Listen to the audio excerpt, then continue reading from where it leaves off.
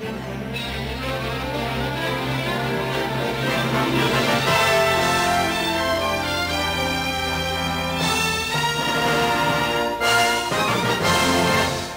to the 5-9 notes. Today we're going to look at transforming polynomial functions. Okay, so we're applying transformations to graphs of polynomials.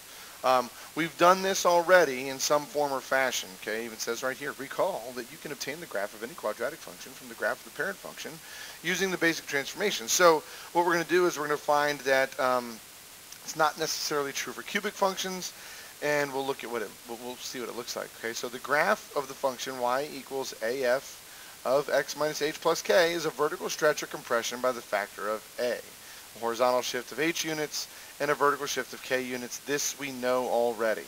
Okay, so let's look at what happens with y equals x cubed. So we have y equals x cubed. What is an equation of the graph of y equals x cubed under a vertical compression by a factor of 1/2, followed by a reflection across the x-axis, a horizontal translation 3 units to the right, and then a vertical translation 2 units up.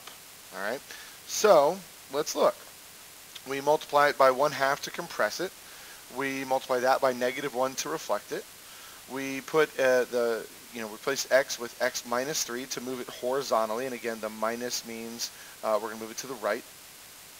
And then we add 2 to translate it vertically. So this should look very familiar from what we did with quadratics. Okay, so far everything is really familiar. All right.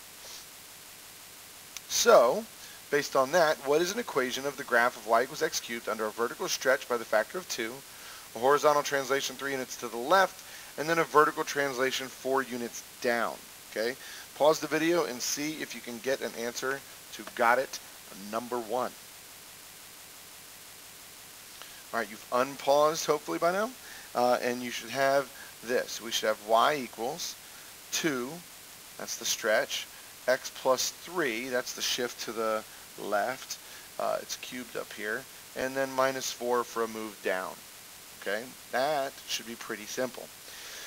Take a look over here. This graph, the graph shows y equals x cubed, and the graphs that result from the transformations in problem 1. So the red one is the original, all right?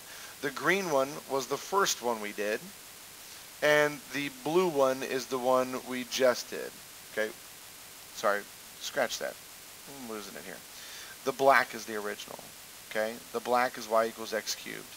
From the first problem, the first thing we did, and it's from the example. Okay, 1/2 is the red one.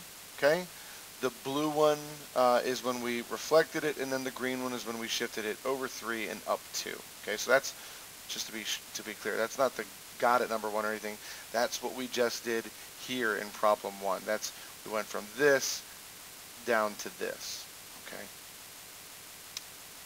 So that's just what they look like. We're just showing you a picture, painting you a pretty little picture there with all sorts of colors. All right. Finding zeros of a transformed cubic function. So if a, h, and k are real numbers and a is not equal to 0, how many distinct real zeros? How many distinct real zeros does y equals -a times x minus h cubed plus k have? So, if we were to solve for x here, we would go through these steps. Okay, we would take the cube root of each side, and then x equals this right here. Okay, we're not going to take multiplicities into account. The function has one single real zero. All right, it has one real zero. Now, what are all the real zeros of this function right here? So how are you going to find those? Well, hopefully you're going to plug these values into this right here. Okay, you're going to plug the values, the corresponding, so we know that this is, let's do some colors here. We know that k right here is 6. Okay, so that's k. We know that h is 1, so that's here. We know that a is 3, so that's here. So do all that and figure out what are all the real zeros of this function. Go ahead and pause the video here and try that. Alright, so let's take a look at this problem and how we would solve for x. This may have given some of you some trouble, so we'll walk through it a step at a time. So here's what I did first. I replaced the y with 0. I subtracted 6 from both sides. Okay, I divided both sides by 3. Then I'm taking the cube root of each side. The cube root of each side. Now, when I take the cube root of this, I'm just left with x minus 1. When I take the cube root of negative 2, we can't take the square root of quadratic terms without introducing I. But here, I can take the cube root of negative 2 and rewrite that as the cube root of negative 1 times the cube root of 2. That's a 3. Good Lord. The cube root of negative 1 is negative 1. So here's my negative 1. I didn't write the 1, but it's negative 1. And then the cube root of 2 is just the cube root of 2. Then I added 1 to both sides, and my answer is x equals 1 minus the cube root of 2. Whew! That's a doozy. Alright, let's take a look. Problems 1 and 2 together illustrate that the graph of an offspring function of the parent cubic function y equals x cubed has only one x-intercept. The graph of the cubic function y equals x cubed minus 2x squared minus 5x plus 6 has 3 x-intercepts. You cannot obtain this function or others like it by transforming the parent cubic function y equals x cubed using stretches, reflections, and translations. Similarly, some quartic functions are simple transformations of y equals x to the fourth, and some are not. So we're just saying sometimes the simple transformation will give you, it'll give you the one x-intercept, but there are other functions where it's going to have more than one, but those aren't obtainable with just a simple, stretch, reflection, or translation. We're going to keep it simple. There's that again. Good times. All right. Constructing a quartic function with 2 real zeros. So, constructing a quartic function. What is a quartic function with only 2 real zeros, x equals 5 and x equals 9? So, use transformations. That's method 1 we could do it. First, find a quartic with zeros at 2 and negative 2. Translate the basic quartic 16 units down. Okay, so we go from x to the fourth to y equals x to the fourth minus 16. Then 9 is 7 units to the right of 2. So translate 7 units to the right, and we're left with y equals x minus 7 to the fourth minus 16. A quartic function with its only real zeros at 5 and 9 is that. All right. Or we could use algebraic methods. Okay, x minus 5 times x minus 9 times a quadratic with no real zeros, so x squared plus 1, for example. Then we just FOIL this all out, and we're left with another quartic function with its only real zeros at 5 and 9, is this one. Okay, not the same function, but 2 different functions that have the same real zeros. Okay, now, got it, number 3. What is a quartic function with only 2 real zeros, x equals 0 and x equals 6. Okay? And then part B, does the quartic function negative f of x have the same zeros? And then see if you can explain that. Go ahead and pause the video here. This is tough. Pause the video, see if you can get answers to A and B. Alright, so let's take a look at what we got. I did it both ways, so I'll walk you through both. The first one is I got y equals x to the fourth minus 3. This number right here is just how far apart we are, okay? Minus 3. And then I have that x minus 3 to the fourth power, okay? This minus 3 is going to go, the minus 3, this minus 3 is to the fourth power. They are 3 apart, 3 to the middle. So 3, 3 that way, 3 that way. That's what we get. So in either direction. So it's x to the fourth minus 81. And then to go from 0,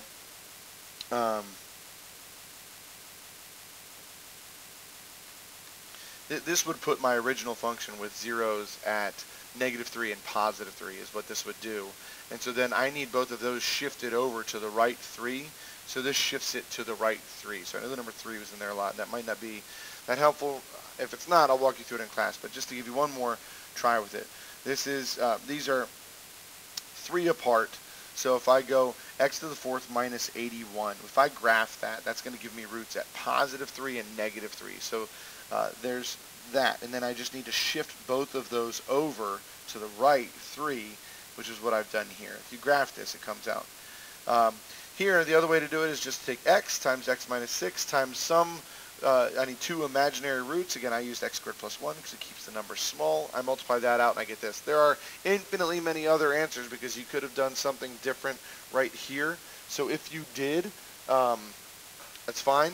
We'll check it in class. As far as part B goes, does the quartic function negative f of x have the same zeros? It does, because it's just been reflected across the x-axis. It's the same thing upside down. If you think of it like this, if we just make up some quartic function like this, and then we reflect it, it's going to be, there's no way I'm going to be able to draw this. It's going to look just like this. Okay, goodness gracious. With the same zeros, it's just upside down.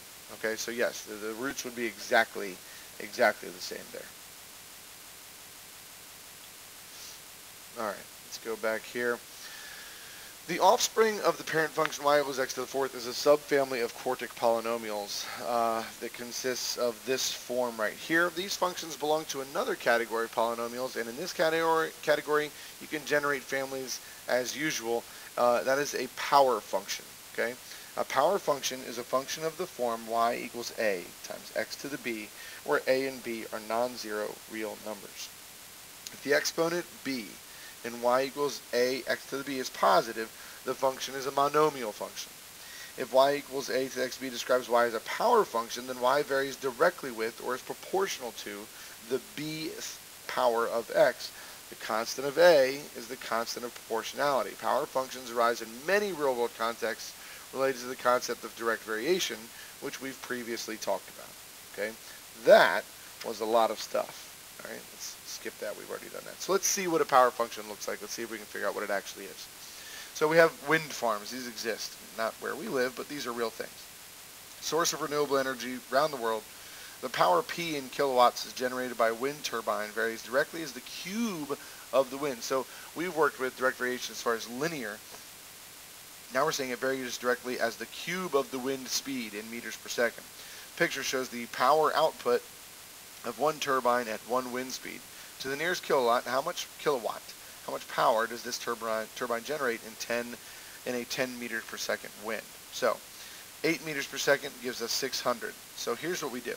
The formula for P as a power function of V is P equals A times V cubed. From the picture, we know that P is 600 when V is 8.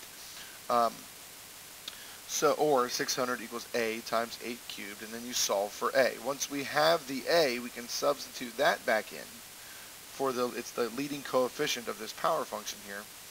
Then we're going to substitute the velocity of the wind in where that is, and then it just becomes simple multiplication. Okay?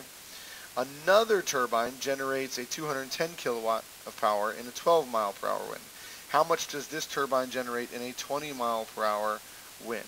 So what I need you to do is take all this, you have this right here, use that as a model, now given this new information right here, and see if you can't get the correct answer to got it number 4.